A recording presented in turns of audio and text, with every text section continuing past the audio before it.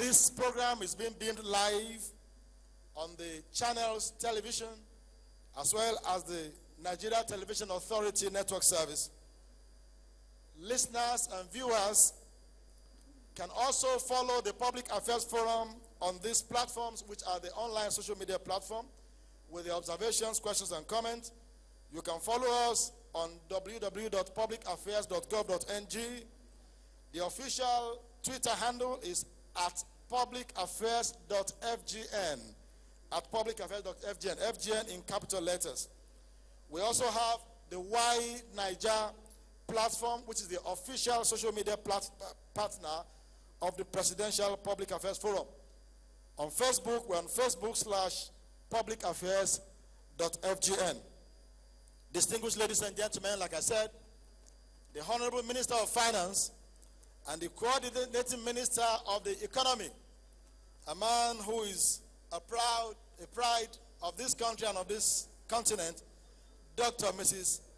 Ngozi Okonjo-Iweala is coming. Please put your hands together for her as she takes her seat on this Presidential Public Affairs Forum. Thank you very much. Thank you. Thank you very much. Thank you. Thank you.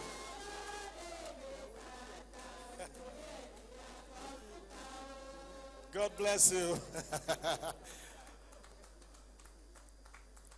We are live streaming the Public Affairs Forum on all those platforms I told you much earlier. And like I said, there are people who are coming from the private sector, industrialists, manufacturers, and people who are involved in different aspects of our economic life as a nation who have come this morning to be part of the forum, to ask questions, to make their observations and comments known. We have with us here this morning members of the diplomatic corps. We have here with us this morning members of the media from the print, the broadcast, and the online social media. I want to say that the rules are still the same. When the time comes, we're going to call each of the honorable ministers to make a presentation for 35 minutes each. And then after that, we're going to take the questions and the comments as appropriate. Distinguished ladies and gentlemen, I want to invite the chief host of this event, the Presidential Aide, Senior Special Assistant to the President on Public Affairs, Dr. Doyin Okukbe, to formally welcome us to this final edition of the Presidential Public Affairs Forum. You're welcome, sir.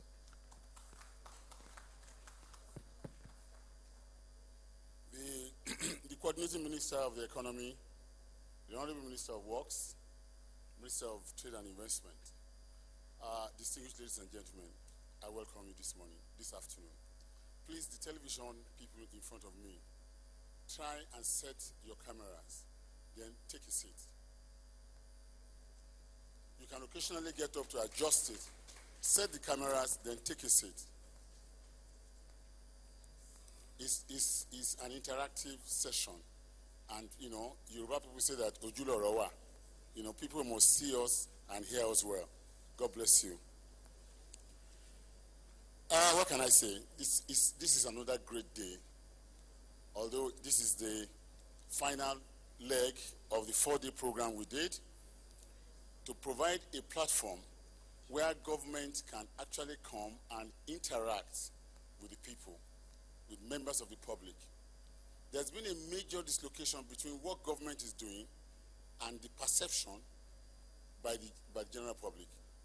This is not wholly anybody's fault or anybody's problem.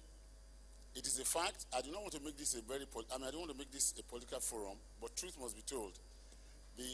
The opposition seem to control majorly the media, and whatever government is doing that is positive is either not reported or reported in a way that really doesn't give the message. This is very unfortunate, but this is why we have now decided to, I know some people are are abusing me on social media because I said we're going to use Indomie marketing strategy. That is what we're going to use. Whether you're an adult or a child, if you're a Nigerian, there's no way you can say you haven't heard of Indomie. You know why? Because 68 times or 100 times in a day, you will hear it on television. If you put on your radio, you will hear it. You bring your newspaper, you will hear it. So we are going to continue to say these things over and over again until we can reach the majority of Nigerians who will now appreciate what this President Goodluck Jonathan's administration has achieved in the last 4 years. Some people want us to believe that the only way to assess this government is through the prism of the insurgency. Yes, instability and insecurity is a major challenge Nigeria is facing now. But that is not the only challenge. We also face challenge of poverty. Recently, all of us had a major threat. We faced the challenge of Ebola. We have challenge of transportation, infrastructure. We have challenge of growth, development, finance. There are many, many challenges that we face as a nation. But gradually, this administration is attending to them. It is obvious that people are also trying to make mileage of the insurgency. Yesterday, a very notable member of the Nigerian leadership institution, in particular Abuja Atiku, took a swipe at the federal government and at the president. You know, it's difficult to comment publicly about people who have held very important and highly dignified positions in our polity. But when people go to the extent of trying to make political gains out of national tragedy, it is difficult not to say something, because this is part of the disinformation and misinformation which the Nigerian public has been subjected to. Abuja Atiku said that we have problems with leadership, both political leadership and military leadership. For a former president, a former vice president, somebody who has gotten to that level, I believe the comments passed by Abuja Atiku, I don't want to use the word irresponsible, but I will say it's quite, it's a little bit out of place. It is not something you expect from an elder statesman, somebody who has been in the system, who understands how government works. I have difficulty, you will see, because I'm choosing my words and I'm trying to be very careful. But I'm also angry, and for good reason.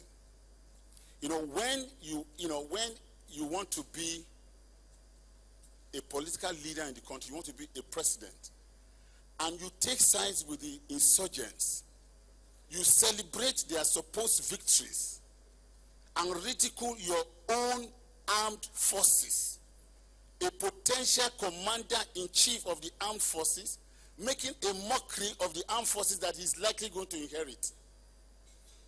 The least we can say, for respect's sake, is to say that that is unpatriotic, and it is undignified. It is very unfortunate. It is sad. But we will contain it. I remember very well, very, very well, that before the 2011 elections, it was the persons of people like Abuja Atiku who said that those who make peaceful change impossible make violent change inevitable. That was the statement at that time. And that was what spurred on some of these young people who have been brainwashed to take up arms against their state. Now, the English people say that if you sow the wind, you will likely reap the wild wind. Now the wild wind is coming, and the blames are being put at the wrong doorstep. This government is doing everything possible to contain the insurgency. Insurgency is a modern menace. You can virtually, I don't know any country in the world or any part of the world now that you will not hear about insurgents. Put on your television any day, any time. there's problem virtually the whole world. This is a new menace that is bedeviling the world.